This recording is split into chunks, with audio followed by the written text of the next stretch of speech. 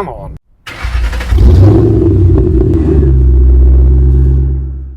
So once again, I'm up at a stupid early o'clock to go and pick up a piece of shit that I probably don't really need. But it was cheap, it has bits that I want, and I actually think it was a good deal. It doesn't run, I'm told it's just a fuel pump, and it is possibly one of the ugliest utes that Australia has ever made. Alright, so here we have a 1991 XF Falcon ute. Now, I need to check, but I thought at 91 they were XGs, but this definitely says XF. So, now for obvious reasons, these are considered to be one of the ugliest utes that Australia ever produced. And it mostly has to do with that. It's not pretty. It looks like Ford got a small child and said, draw me what you think a ute would look like. And then they gave them this picture and then they just made it. So, I mean, simplicity, excellent. Reliability, pretty good. Style, no. It doesn't have it. But anyway, let's go for a walk around and see what I've gotten myself into again. If you grew up in the 90s, early 2000s, these things were everywhere. Everybody had one, everybody knew someone who had one, and they are really just a good thing. This one, however, possibly not so much. So, I mean, let's start with the obvious. You know, we've got some paint slowly disappearing off the guards here.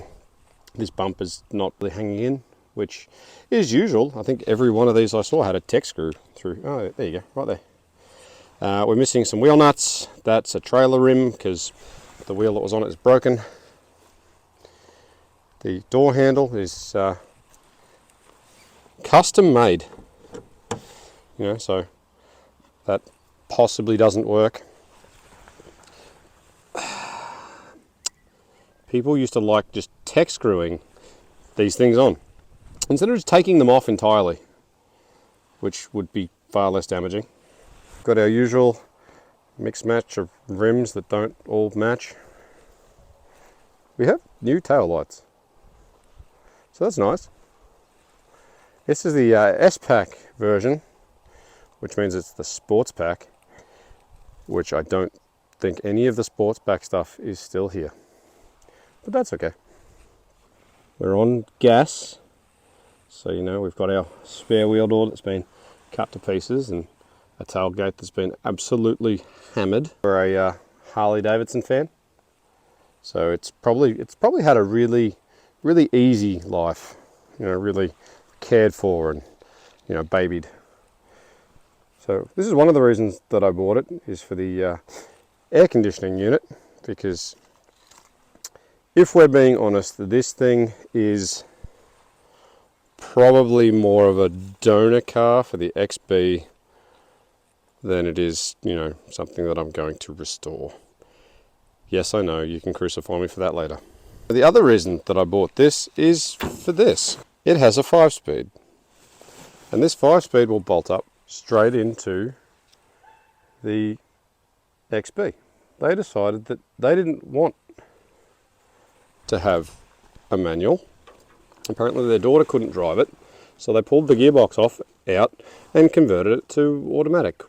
Yeah, on the whole, the outside doesn't look, I mean, it's rough, but it's not bad. Plenty of door dings and things. What's it look like inside? Now, he said you pull up on this and then, oh, there you go. I mean, that's not bad, given that the doors in these normally don't work at all.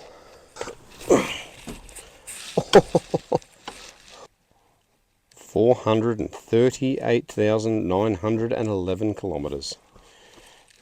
And ironically, that's not all that surprising for these things. She's barely run in. She might be tired. Ultimate of the 80s. What more could you want cruising in your old XF Falcon? I mean, inside we're rough. Door card. Guessing that that's the center console.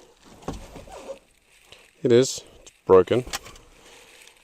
So we've got a free sponge to help clean up. That console's been cut horribly. And I have a feeling, because this was a manual car, that this had bucket seats and they've taken them. And that might upset me a little bit, because bucket seats would be excellent. Anyway, it's oh, it works on the outside. I bet you the door handle doesn't work on the inside though. Let's go and have a look in the glove box. Alright, this can get out of the way. Tobacco tin. It's cool. These vinyl floor mats were really good for making the car easy to clean, but they were also really good for hiding everything, like rust and stuff. Hey, we have paperage. Spare door lock. Light switch. Glass fuses. Spare dome lightage. And our previous occupant was a fisherman, because fishing lures. But the bit that I'm really interested in is this. Vehicle identification. Ambulance Victoria. This was originally purchased by Ambulance Victoria Wangaratta. Bayford Motors. So this is an old ambulance. 30th of September 2019, so it hasn't been off the road terribly long. Oh, certificate of roadworthiness from 2013. So we had to replace washer jets, number plate light, front parker, headlights not aimed properly, earth strap to gearbox, engine support, front sway bar worn, front brake hoses worn, adjust left front wheel bearing, adjust washer motor, recheck for leaks, centralised steering, right tail light cracked. Okay, that's actually not a terrible list. But, you know, it was 12 years ago or something. Roadworthy inspection in 2011 cost you $196. So this is the owner's manual. Oh, that's the back page of the owner's manual. Why would Ambulance Victoria have a ute? Like a panel van I could kind of understand, but unless it's had a canopy and all sorts of stuff on it, but that's weird. Anyway, let's put all that back in there and just boop. Alright, let's see what we've got going on here. Should be that way. Come on. Oh, here we go. Ooh, is that strut going to hold? It is. So, first thing I'm noticing is the air conditioning that I kind of wanted specifically is gone. There's a sticker right here that says Campbelltown engine reconditioning. So this thing actually might be healthier than anticipated. We don't have battery terminals, but we have a battery, which is, that's the right rego. It matches the Ambulance Victoria one. I still can't fathom why Ambulance Victoria would need a utility vehicle. Right, what else we got going on here? A little bit leaky at the back there, but we're not bad. All cable's about sawn in half. I like this custom fix on this headlight. I mean, on the whole, nothing looks terrible. Ew, I don't like the gas system though. Let's start by getting the battery terminals into it so we can do something about that. Then we'll see if it turns. Sure. Sounds like a plan. Oh, is that the old air conditioning line? Looks like the aircon line. These were the bits that I wanted that they've obviously decided to take out and put somewhere else. Positive, negatory. What am I doing? Oh. Well, I mean, oh, that's one way to do it, I guess.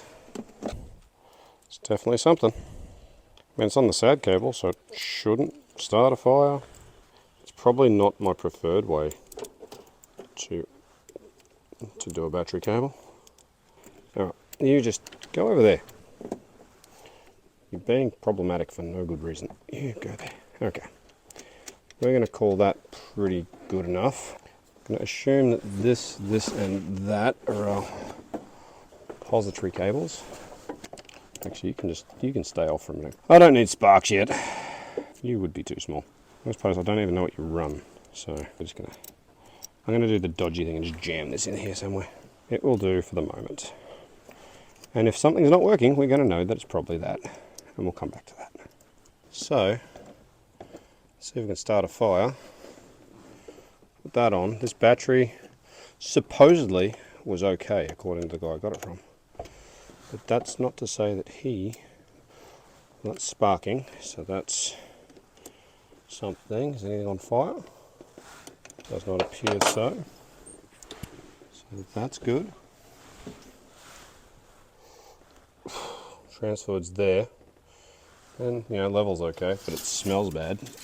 Right there, in amongst everything else. That oil just reeks of fuel. So that's encouraging. And we are going to have just a menagerie of vacuum leaks. I can already tell because we have one hose there. Oh. Come around and look at this.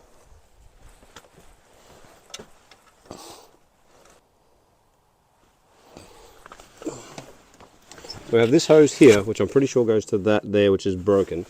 But this is just, that's supposed to go through there. It's supposed to have a pin on it, but we didn't have one of them. So let's just take some red tie, throw that on. That'll be fine. Will this turn? No, it won't, because it's in park. So we've got oil, we've got trans fluid, we have green stuff in the radiator, albeit not a huge amount. I'm kind of inclined just to get in and try the key and just see what happens.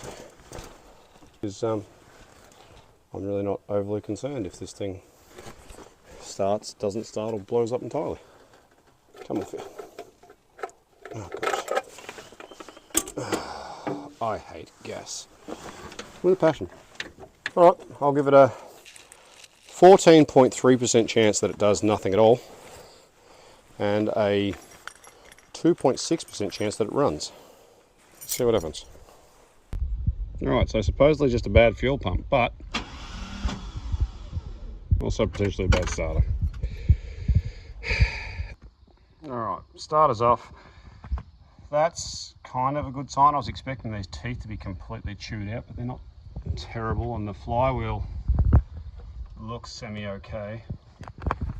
So it might just be that the starter's bad, and looking at this, that's not really surprising, to be fair. So throw a new starter in it, see what that does.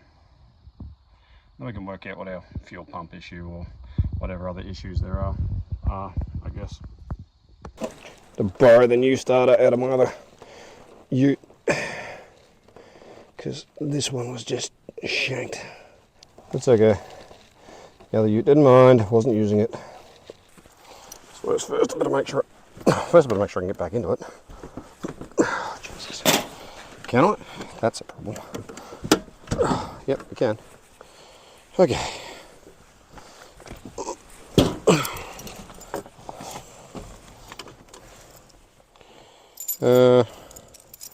I'm going to say blue key. Okay, we have lights. Apparently we have some fuel. I guess we just send it.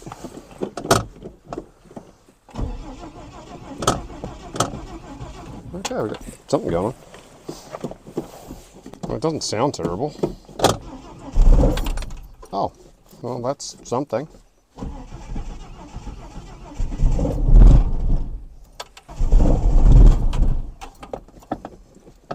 Doesn't sound happy. Suppose I got a choke on this. The fuel pump looks moist, which is never a great thing. Fuel in it is presumably old. Probably put a plug or something in these vacuum lines to see if we can make that do something. Our choke fell off, so there's that. Let's just rig the choke on a bit, because there's a 97% chance that our problems are vacuum related. So that was, that's designed to fit in that one, obviously. And I found this screw just sitting here, so let's put that in. Let's see if that fixes any of our vacuum issues. Alright, let's try it again before the battery goes dead.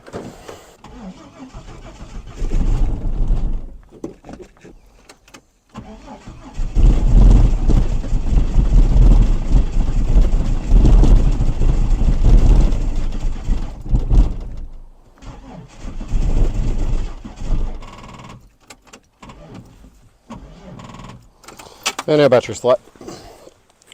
Kind of saw that coming, if we're honest.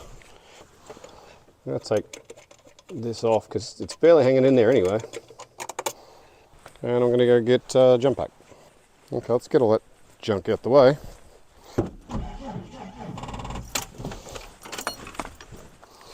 That's right, jump pack. Alright, jump pack.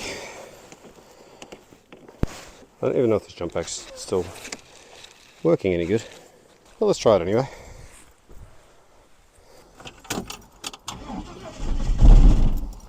Oof.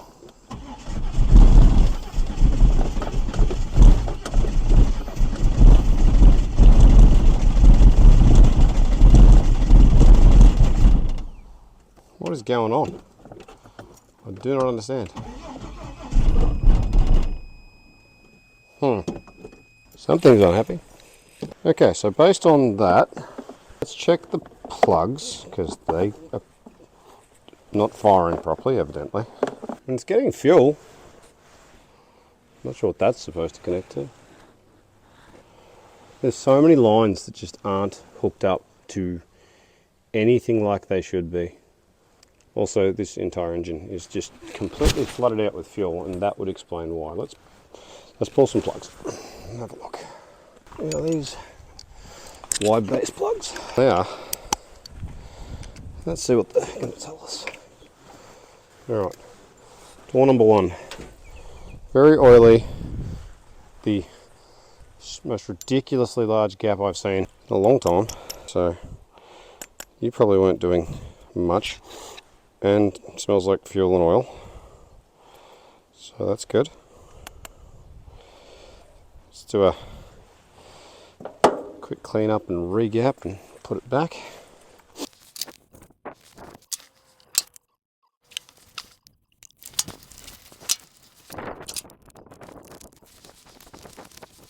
Alright, well, quick plug clean up be enough.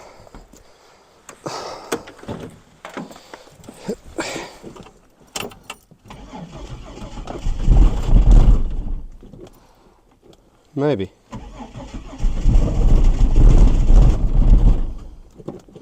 Come on.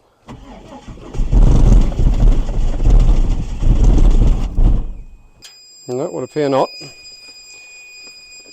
You can just shut up for a second. I know you're going flat.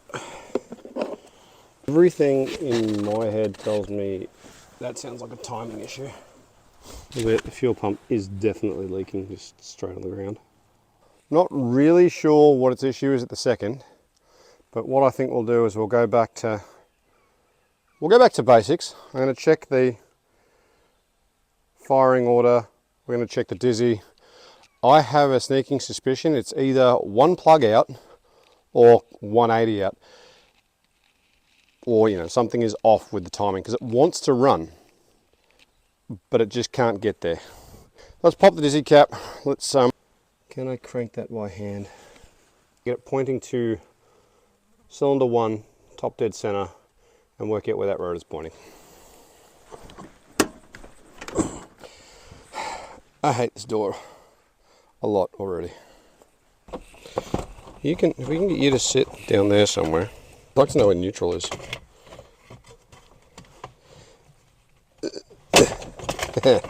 Convenience. So that's park.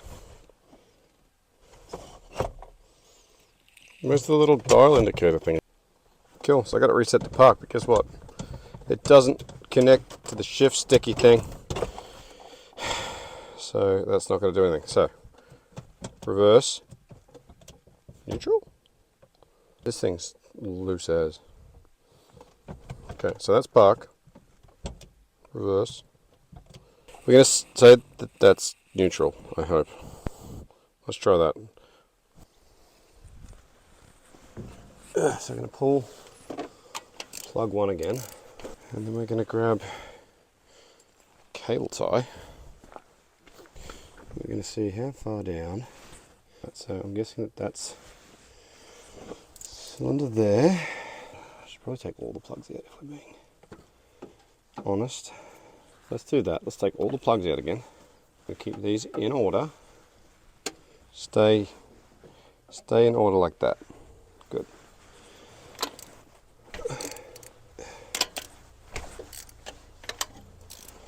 They should all crack fairly easily, given that we've had them out already. That one, and that one. 3 was not firing.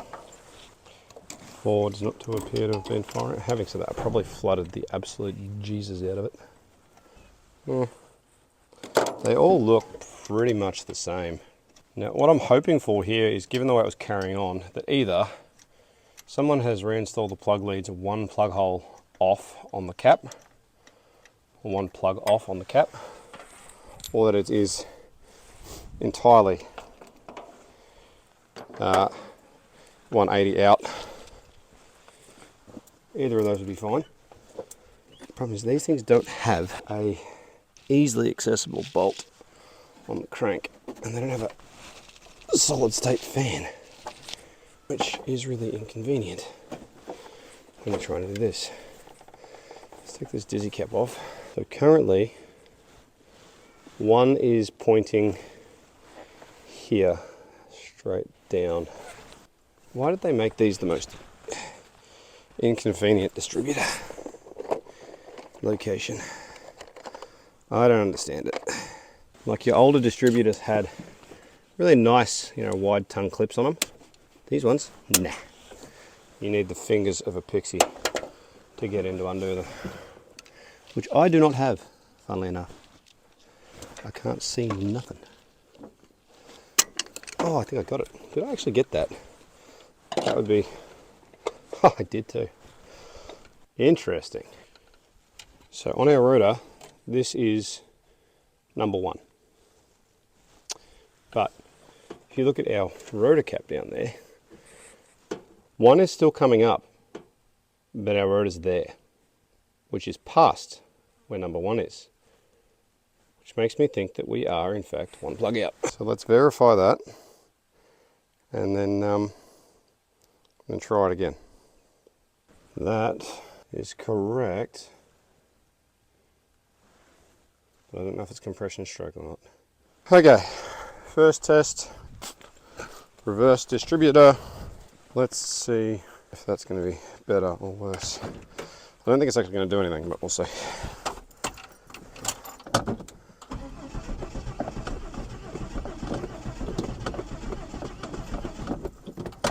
A bit more fuel. Okay, I don't think it's that. So then let's try adjusting the distributor placement. Very tight in there. Someone please just remind me that I've got that distributor loose as hell. Try again. Helps if you turn the jump back on.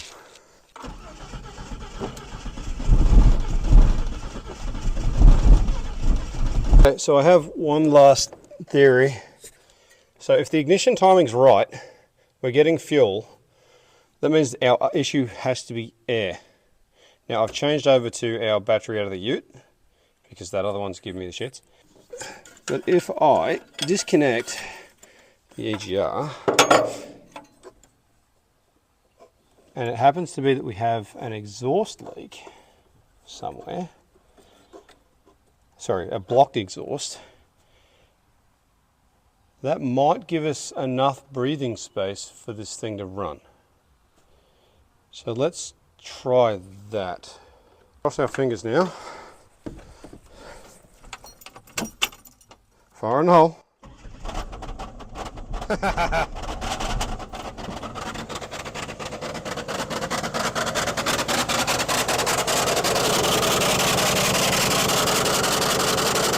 sounds terrible.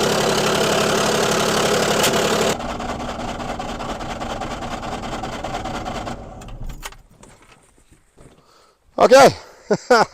Okay, so it runs. So it's a blocked exhaust issue, it would appear. Okay, so we just did a quick run into town because in the 3.5 minutes or so that I ran this thing, it's cycled all the trans fluid and it now is barely on the stick. And I would like this to have some chance of moving before we start doing much. And that's better. Well, we put about a litre into it. I also want to top off the power steering because it's bone dry. Not really what we were going for, but let's not burn up any pumps, clutches or otherwise, unless unless they're already gone. I'd like to give them some kind of fighting chance. And then we'll look at doing the oil. I don't know that I can in good conscience run it too much. I think I'll pull the filter and we'll change the oil and do all that before we do anything else. Ew, sludgy. Okay, that's fine. Let's just quickly do the oil.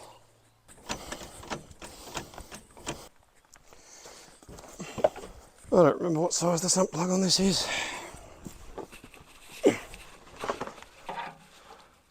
Apparently it's not 24.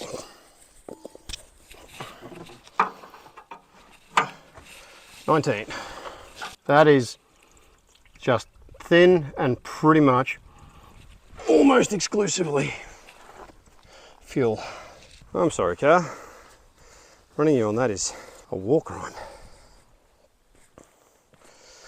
Thankfully, on these, the oil filter is just really conveniently placed just here behind the power steering bracket where you cannot get to it ever. And this one is so covered in crap. I'm going to need a spanner. I haven't got enough room to get this in here. And I'm going to have to get under the car again. Because I'm concerned that this is actually just pumping fuel straight from the fuel pump into the crankcase, I'm going to disconnect the fuel lines. We're going to run on the boat tank for a bit. Going with our standard Z9 and some Gulf Western. I don't know, it was cheap. It's got to be better than oil that is full of fuel. There's already that much oil around here that I'm not worried about getting it anyway. You've done poorly so far. There we go, we'll get some in there eventually. Okay, that'll be enough for the second. Just to give you an idea of this oil, have a look at this. it's mostly water. Sorry, fuel.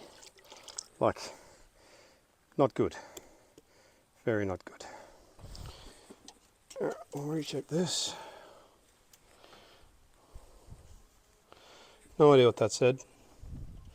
Try that again. It says full. Don't really believe that, but it says it. Alright, so for those of you who watched the XA Falcon video, you'll probably recognise the boat tank. It's going to be our auxiliary fuel source for this particular venture. Pump is running, oil level is okay. I can get in this door.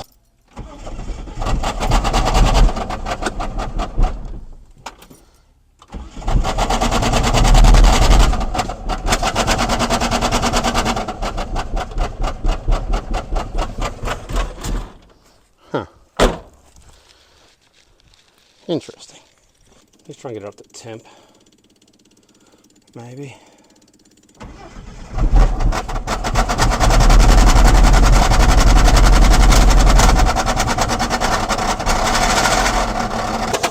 Oh man, it's not happy.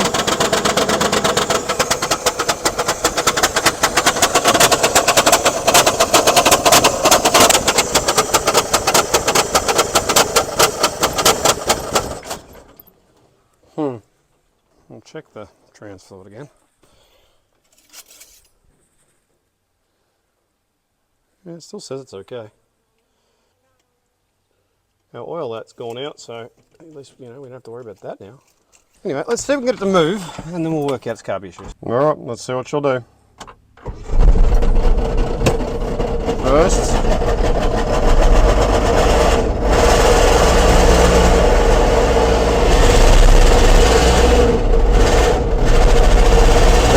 very unhappy.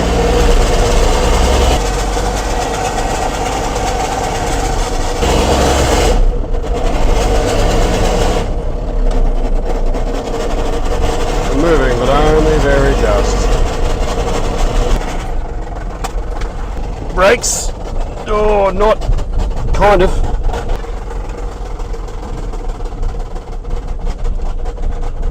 Come on. Oh, yep.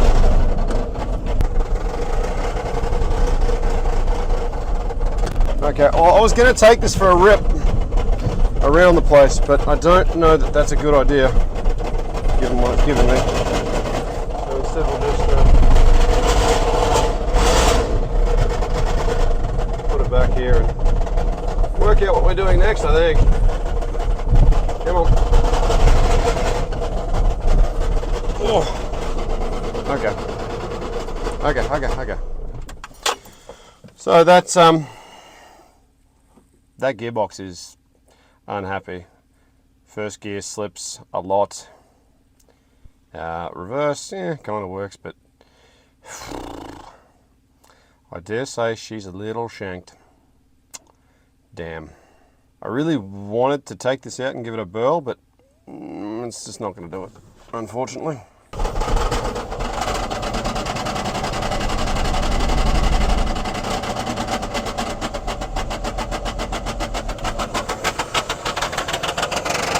Okay, so we will run, but we're not happy about it. Then we'll move, and the brakes kind of work. Okay, I mean that's something to start with. All right, well, she fought us, and she's still fighting us. But it runs, drives, kind of stops. Now we've got a few issues to deal with. Got to work out why it's sputtering and carrying on. Work out an exhaust. We'll cut this one off or do something about that. Work out this carburetor and fuel pump. But at the end of the day, it's a parts car. I really can't be putting too much time or money into it. But if you guys want to see it, you know, run properly and drive nicely, you know, it's the next ambulance car. Is it worth putting the time into? I mean, it's a kind of a bit of history, I guess. I don't know. You guys let me know what you think. If anybody's interested in it, I'll probably be moving it on because I have no intention of keeping it. But yeah, thanks for watching, guys. If you want to see more of this, let me know. And if not, we'll get back to our regular viewing of XBs, XAs and HQs. Thanks, guys. We'll see you in the next one.